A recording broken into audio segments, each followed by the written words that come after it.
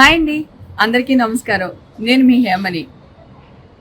ఈ మధ్యకాలంలో మంచు లక్ష్మి గారి విషయం పైన నేను వాయిస్ రేజ్ చేయడం జరిగిందండి. దానికి మూర్తి గారు స్పందించి క్షమాపణ లెటర్ ఇచ్చారు మా అసోసియేషన్కి. అండ్ ఒక వీడియో కూడా పోస్ట్ చేశారండి క్షమాపణ చెప్తూ. శ్రీమతి మంచు లక్ష్మి గారికి నేను మీతో చేసిన ఇంటర్వ్యూలో నేను అడిగిన ఒక ప్రశ్న మీకు మనస్తాపం కలిగించి బాధ కలిగించిందని నాకు తెలిసింది. ఈ మేరకు యూనియన్ ద్వారా నాకు సమాచారం అందింది. ఈ ప్రశ్న దాని పూర్వపరాలు ముందు వెనకలు దాని గురించి నేను చర్చించదలుచుకోలేదు. నేను ఎవరిని బాధపడడం నాకు ఇష్టం లేదు కాబట్టి, మీరు బాధపడ్డారని తెలిసింది కాబట్టి మీకు నేను బేసరిగా క్షమాపణ చెప్తున్నాను. ఈ వివాదం ఇంతటితో ముగుస్తుందని ఆశిస్తున్నాను. థ్యాంక్ యూ సో మచ్ మూర్తి గారు. అలాగే మూర్తి గారు, మీరు విలేకరైనంత మాత్రాన హీరోయిన్ అన్నా ఎవరినైనా సరే మీ ఇష్టం వచ్చిన క్వశ్చన్స్ అడగాలని అనుకుంటారా ఏంటి? లేకపోతే కాంట్రవర్సీలు అయితే బాగుంటుంది అని అనిపిస్తుందా మీకు ఏమన్నా? నాకు అర్థం కాలేదు. తమిళనాడు నుంచి ఒక హీరో వచ్చారు. ఆ హీరో పాపం తన సినిమా ప్రమోషన్స్లో మిమ్మల్ని అందరినీ కలవడం జరిగింది. మరి ఆ హీరోని ఏం అడిగారు సార్ మీరు?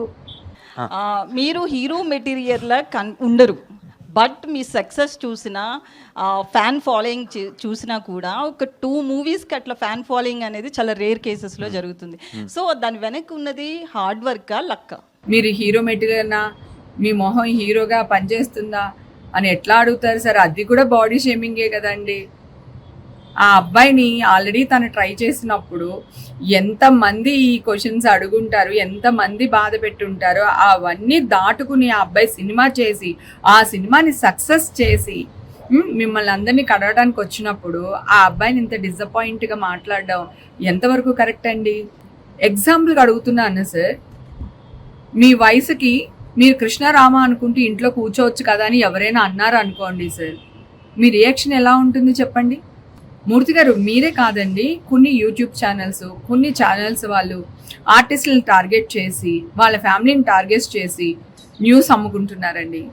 మొన్న ఈ మధ్యన ఒక సింగరు తనకి పాపం డిప్రెషన్ ఉండి తనకి చదువు టెన్షన్స్లో తను సింగింగ్ ఎగ్జామ్స్ కోసం తను ఏదో టెన్షన్ ఫీల్ అవుతూ ఏవో కొన్ని ట్యాబ్లెట్స్ వేసుకోవడం వల్ల ఆమె కొంచెం స్పృహలో లేకుండా అయిపోయారు. ఆ విషయం వాళ్ళ హస్బెండ్ ఆవిడకి ట్రై చేస్తుంటే ఫోన్ లిఫ్ట్ చేయలేదని డౌట్ వచ్చి ఆయన ఊర్లో కూడా లేరు. ఆయన పక్కింటి వాళ్ళకి, ఎదురింటి వాళ్ళకి, తెలిసిన వాళ్ళకి, ఫ్రెండ్స్కి వందల ఫోన్స్ చేసి మా వైఫ్కి ఏమైందో ఒకసారి ఇంటికి వెళ్ళి చూడండి, తనని ఎలా ఉందో కొంచెం నాకు ఫోన్ చేసి చెప్పండి, తన ఫోన్ తీయట్లేదు అని చెప్పి గాబరాగా అంతమందికి ఫోన్ చేస్తే వాళ్ళందరూ ఇంటికి వెళ్ళి ఆవిడని చూసి ఆవిడని కాపాడి హాస్పిటల్లో జాయిన్ చేశారండి. ఆవిడ బతికిపోయింది కనుక సరిపోయిందండి వాళ్ళ హస్బెండ్ అదృష్టం.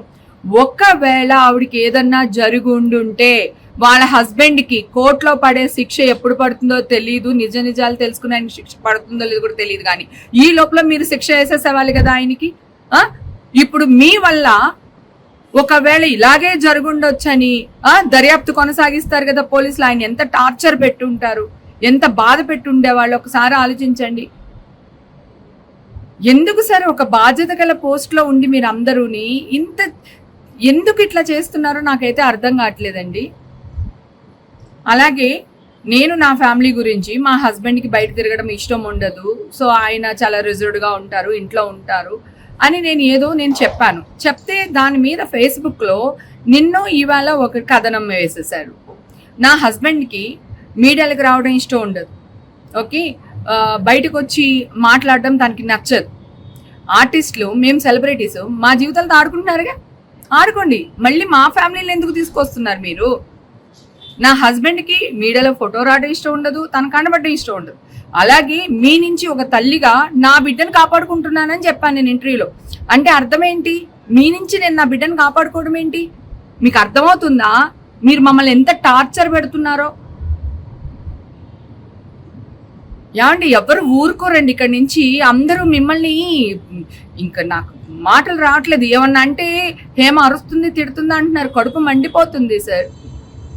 వెంకటేశ్వర్లు బోండానా బోరా ఏదో ఉంది ఆయన పేరు.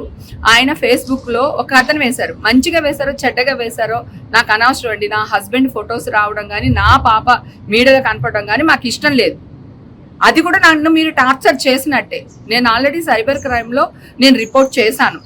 ఆ వెంకటేశ్వర్లు ఫేస్బుక్ ఎవరిదైతే ఉందో ఆయన ప్లీజ్ ఇమ్మీడియట్గా నా పైన వేసిన ఆ వీడియో తీసేసేయండి, మా హస్బెండ్ ఫొటోస్ వేయొద్దు. నేను ఆల్రెడీ సైబర్ క్రైమ్లో కంప్లైంట్ ఇచ్చాను. మీరు నిజంగా ఇప్పుడు తీస్తే పర్వాలేదు, లేకపోతే మీకు అక్కడి నుంచి ప్రాబ్లం స్టార్ట్ అవుతుంది. మళ్ళీ నన్ను అనకండి, మీరు ప్రాబ్లం నాకు క్రియేట్ చేస్తున్నారు. నేను మీరు క్రియేట్ చేసిన ప్రాబ్లంకి చేతులు అడ్డు పెట్టుకుంటాను. నన్ను కొట్టకండి, మా ఫ్యామిలీని లాక్కండి, మీకు దండం పెడతాను బాబోయ్ అని మొత్తుకుంటున్నాను నేను. తిడితే తిట్టానంటారు, అడిగితే అడిగానంటారు. మీ జోలికి నేను వచ్చానా? నన్ను మీడియాలో వేయండి, నా గురించి న్యూస్ వేయండి అని నేను అడిగానా మిమ్మల్ని? మీరెవరండి నా ఫ్యామిలీ జోలికి రావడానికి? ఇప్పుడు నాకు నా హస్బెండ్కి ప్రాబ్లమ్స్ వస్తే మీరు వస్తారా? మీ ఇష్టం వచ్చినట్టు మీ పిల్లల్ని పెంచుకోవడం కోసం ఇష్టం వచ్చినట్టు చేసేయండి మమ్మల్ని. వెంకటేశ్వర గారు మీకు మళ్ళీ మళ్ళీ చెప్తున్నాను, అలాగే మీడియా పీపుల్స్ అందరికీ చెప్తున్నానండి, ప్లీజ్ మాకు పర్సనల్ లైఫ్లు ఉంటాయి, మా ఫ్యామిలీస్ మాకుంటే సెలబ్రేట్ అయినంత మాత్రాన మా పైన మీకు అన్ని రైట్స్ లేవు. మా జీవితాలు నమ్ముకునే రైట్స్ మీకు లేవు. ఇది కూడా క్రైమే, గుర్తుపెట్టుకోండి.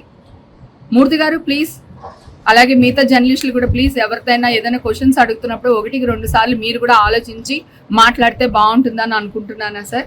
థ్యాంక్ యూ సో మచ్ అండి.